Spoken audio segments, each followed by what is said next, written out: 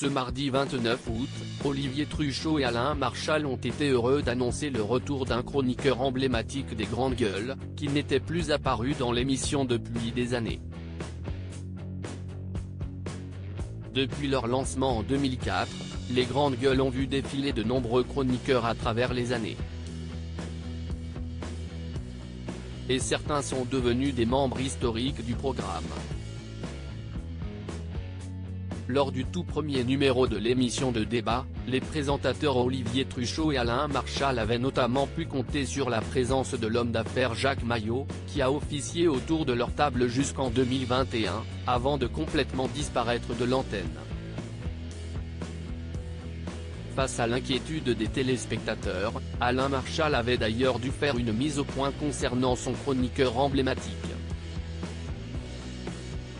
Jacques est quelqu'un à qui on tient beaucoup, mais durant cette année et demie, bientôt 2 ans de pandémie, il a préféré être prudent. Même s'il est en pleine forme, il fait quand même attention à lui et tout le temps de cette pandémie, que la vaccination arrive, c'est un choix personnel, il a préféré se mettre en retrait, prendre des précautions, avait-il expliqué en direct.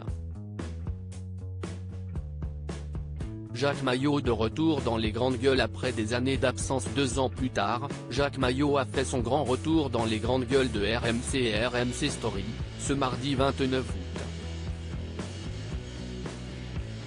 De quoi réjouir Olivier Truchot et Alain Marchal, qui l'ont accueilli en grande pompe. À côté de moi, c'est Jacques Maillot qui nous fait la surprise d'être avec nous. Le président Maillot, historique des grandes gueules. Vous étiez là à la première émission, il y a presque 20 ans, a déclaré Alain Marchal en début d'émission. Et le célèbre investisseur de répondre, « Bonjour à tous. Je suis très heureux avec vous aujourd'hui.